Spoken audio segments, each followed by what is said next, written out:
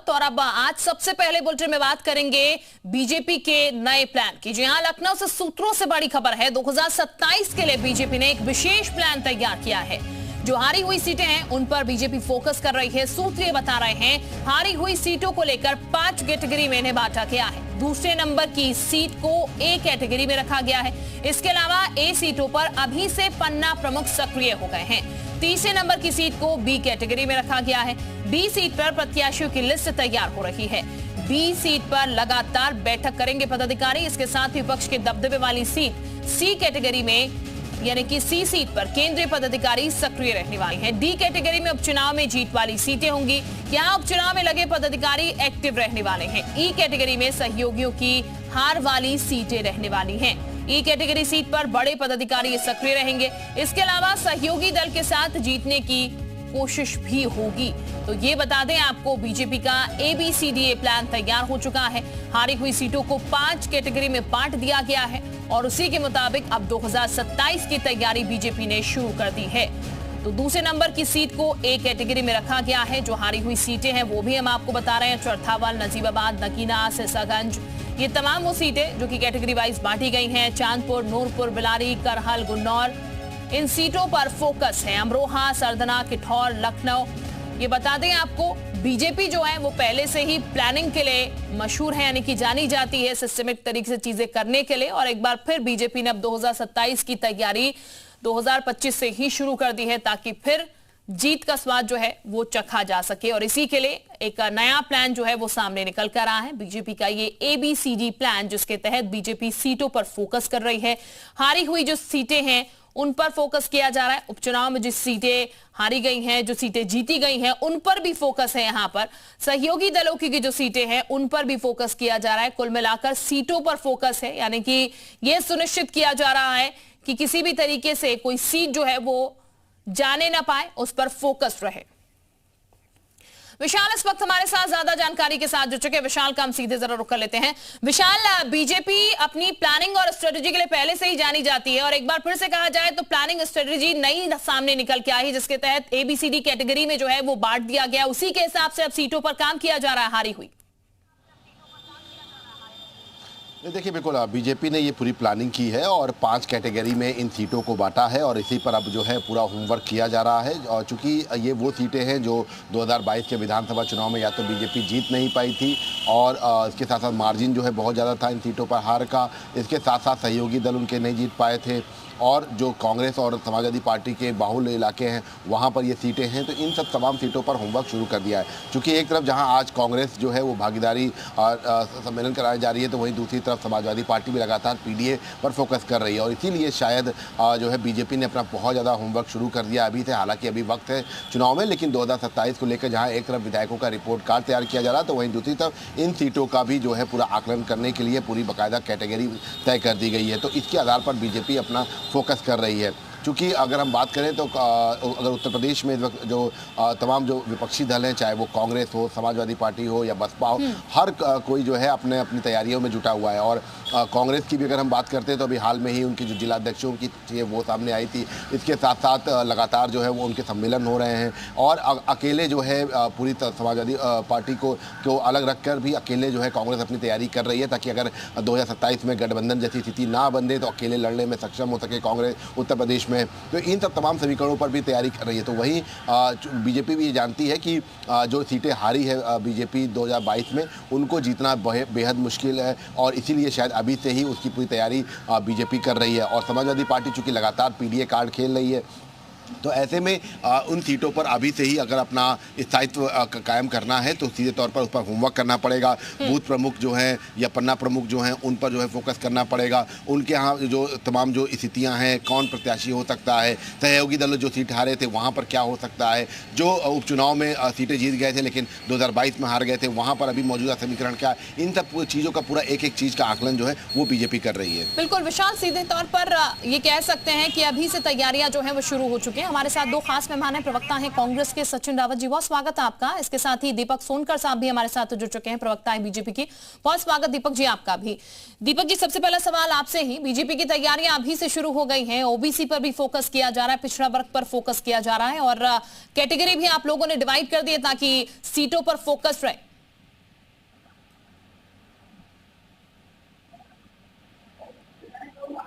देखिए शिल्पा जी, मेरी आवाज आपको मिल रही है? जी बिल्कुल, बोलिएगा।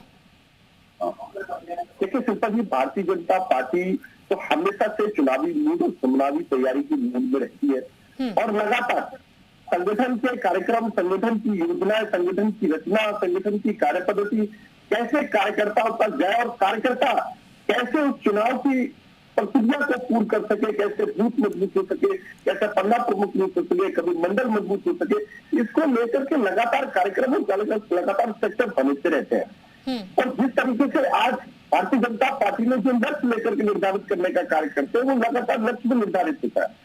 हम अपनी तैयारी के हिसाब से किस सीट को किस रेंज पर रख करके उस पर कितना कार्य करना है, इस तैयारी को भी करने का कार्य करते हैं। मगर सबसे महत्वपूर्ण बात यह है कि जब से उत्तर प्रदेश के अंदर मुख्यमंत्री योगी आदित्यनाथ जी की सरकार है, तो सरकार ने ये फोकस किया है और संगठन का फोकस यह रहता है कि हर कार्यकर्ता लग करके सरकार की योजना कैसे जनता तक पहुंचे। और सबसे महत्वपूर्ण मुद्दा यही है, सबसे महत्वपूर्ण विषय भी यही है कि अंतिम पार्टी पर बैठे हुए व्यक्ति को भी योजना से जोड़ने का कार्य किया जाए, गरीब कल्याण की योजना गरीबों तक पहुंचने का काम किया जाए और उसी की मूलभूत सुविधाओं के आधार पर जो परिणाम आज प्रदेश की जनता, देश की जनता, देश के प्रधानमंत्री आदरणीय नरेंद्र मोदी जी का आशीर्वाद देकर के करती है, उत्तर प्रदेश के मुख्यमंत्री योगी आदित्यनाथ जी को करके करती है और भारतीय जनता पार्टी अपने संगठन की सेक्टर की योजनाओं के साथ करती है और पूर्ण विश्वास के साथ अपने लक्ष्य को, जैसे विजन और मिशन को कैसे एक्शन में बदला जाए, उसको लेकर के हमेशा कार्य करती है। ठीक, ये लगातार यानी कि 2027 की तैयारी आप लोगों की हो रही है। सचिन जी भी हमारे साथ अस्पक बने, सचिन जी का भी रुख लेते हैं। सचिन जी, एबीसीडी प्लान तैयार हो चुका है कांग्रेस का, आप लोगों की भी तैयारी शुरू हो चुकी है, बीजेपी तो तैयारी कर ही रही है, कांग्रेस क्या कर रही है? देखिए शिल्पा जी, कांग्रेस पार्टी लगातार पूरे प्रदेश में संगठन सृजन का कार्यक्रम चल रहा है। अभी हमारी जिला कमेटी की सूची आई थी, उसके बाद में जिला संयोजकों की सूची आई, जिसमें पूरे उत्तर प्रदेश में हम लोगों ने एक संगठन सृजन के कार्यक्रम के तहत बूथ लेवल तक कांग्रेस पार्टी कैसे मजबूत हो, इसके लिए हम लोग काम कर रहे हैं।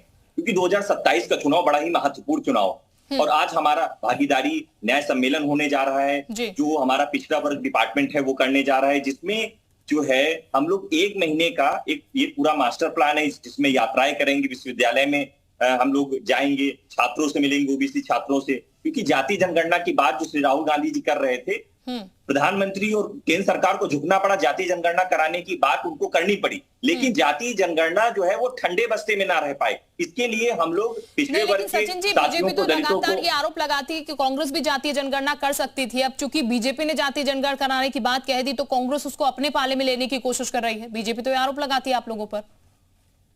देखिए, आरोप प्रत्यारोप तो राजनीति के में चलते रहते हैं, लेकिन जाति जनगणना की अगर कोई बात कर रहा था पूरे देश में, भारत जोड़ो यात्रा के तहत श्री राहुल गांधी जी कर रहे थे। उन्होंने स्पष्ट तौर पे कहा कि आज दलितों को, पिछड़ों को, शोषितों को, वंचितों को हक कहां मिल पा रहा है। लगातार आपने देखा होगा कि विश्वविद्यालय में अगर कोई वैकेंसी निकलती है और जगह वैकेंसी निकलती है, वहां ना पिछड़ों की हिस्सेदारी होती है ना दलितों की हिस्सेदारी होती है। इसलिए पूरे देश में ये कैंपेन कराया गया और आज हम लोग जाति जनगणना करा, बीजेपी पार्टी तो कह रही है लगातार हम पिछड़ों का उत्थान कर रहे हैं, लगातार हम काम कर रहे हैं। अभी आपने उनसे सुना भी होगा, हर एक पिछड़े वर्ग तक, हर एक लास्ट छोर तक जो है वो विकास जाना चाहिए, इसी पर फोकस है। दीपक जी, आपको कांग्रेस की पीठ थपथपानी चाहिए कि कांग्रेस के लोग ये साफ कह रहे हैं कि जातीय जनगणना के लिए हमने आपको एक तरीके से एक्टिव कर दिया और इसलिए आपने जातीय जनगणना के लिए हाँ कहा। देखिए, देश के प्रधानमंत्री आदरणीय नरेंद्र मोदी जी ने जो जनता के हित में रहा है, जो जनता के समर्थन के रहा है, जो जनता के विकास के कार्यों के निर्णय के लिए रहा है, हमेशा से वो निर्णय का कार्य किया है। वो राहुल गांधी जी के कहने से नहीं हो सकता, वो उनके कहने से नहीं, राहुल गांधी जी के कहने से हो सकता था तब जब 60 वर्षों तक कांग्रेस को सत्ता देश की जनता ने दी, तब जाति जनगणना की याद नहीं आई।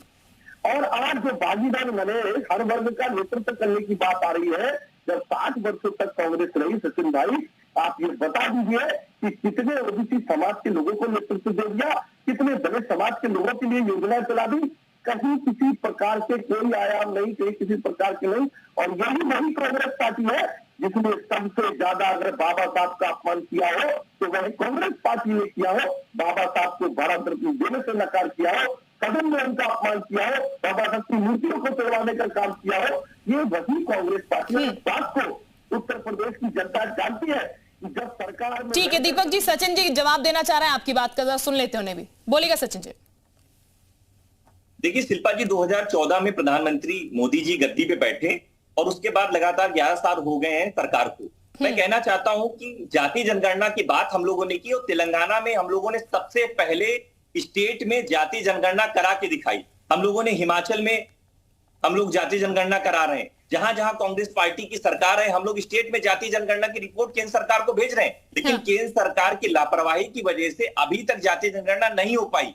जब हम लोगों ने पूरे देश में कैंपेन किया तब सरकार को झुकना पड़ा, जाति जनगणना की बात करनी पड़ी। मैं बताना चाहूंगा कि इससे पहले केंद्र में जब हमारी सरकार थी 2013 में, हम लोगों ने जाति जनगणना का जो एक पूरी ड्राफ्टिंग थी वो तैयार की हुई थी। उसके बाद ठीक है हमारी सरकार चली गई, लेकिन सरकार को ये पहल करनी चाहिए थी कि जाति जनगणना कराने की बात अब 11 साल के बाद आपको याद आ रहा है। तो ठीक है, यानी कि हर पार्टी जातीय जनगणना को लेकर सर पीठ तो थपथपा रही है। सचिन जी वापस आपके पास लौटूंगी, दीपक जी आपके पास भी वापस लौटूंगी, लेकिन हमारे साथ सपा प्रवक्ता अशोक जी भी इस वक्त जुड़े हुए हैं, उनका भी जरा हम रुक कर लेते हैं। अशोक जी बहुत स्वागत आपका जी उत्तर प्रदेश उत्तराखंड पर। अशोक जी, हर एक पार्टी जो है वो इस वक्त तैयारियों में जुट चुकी है और जाहिर है समाजवादी पार्टी भी जुट चुकी होगी पिछड़े वर्ग को साधने के लिए, लेकिन हर एक पार्टी अपनी पीठ थपथपाती हुई नजर आती है और 2027 की बात चुकी अब हो रही है। ये कहा जा रहा है बीजेपी की तरफ से भी, कांग्रेस की तरफ से भी पिछड़ों के लिए तमाम चीजें की गई हैं और खासकर जातीय जनगणना का जिक्र भी इस चर्चा में निकल आया है। उसके लिए कांग्रेस अपनी पीठ थपथपा रही है, आप क्या कहेंगे? देखिए, आगामी विधानसभा चुनाव को लेकर के सारे राजनीतिक दल अपनी अपनी रणनीति के तहत उसकी तैयारी कर रहे हैं। इसमें किसी के लिए कुछ कहना नहीं है, लेकिन सिर्फ कहना एक बात का है कि जो उत्तर प्रदेश का जो समीकरण है वो समीकरण बाइपोलर है। एक तरफ जो वर्ग है जो बीजेपी से परेशान है, बीजेपी से उत्पीड़ित है, चाहे वो छात्र हो, चाहे नौजवान हो, चाहे किसान हो, चाहे महिलाएं हैं, ये पूरा वर्ग जो है भारतीय जनता पार्टी की नीतियों के खिलाफ है। और योगी सरकार की जिस तरह से सरकार एक संवैधानिक संस्था होती है, लेकिन ये योगी सरकार एक गिरोहबंद संस्था की तरह काम करती है, विपक्ष के नेताओं को परेशान करती है और जाति धर्म देख करके हर काम करती है। तो इसलिए पूरा वर्ग जो है एक उत्तर प्रदेश की जनमानस का बड़ा वर्ग सरकार के खिलाफ है और वो इंडिया गठबंधन का जो लीडरशिप समाजवादी पार्टी उत्तर प्रदेश में कर रही है उसके साथ वो वर्ग जुड़ने जा रहा है, वो मन बना चुका है। और तीसरी बात मैं कहूंगा कि कांग्रेस पार्टी चूंकि हमारे इंडिया गठबंधन की एक घटक दल है और कांग्रेस पार्टी भी हमारे साथ मिलकर के चुनाव में जा रही है। बाकी जो उनकी यात्रा कांग्रेस पार्टी की, उनकी यात्रा टाइम टाइम पर निकालती रहती है और वो यात्रा उनकी कहीं न कहीं हमारे गठबंधन को ही मजबूत करेगी।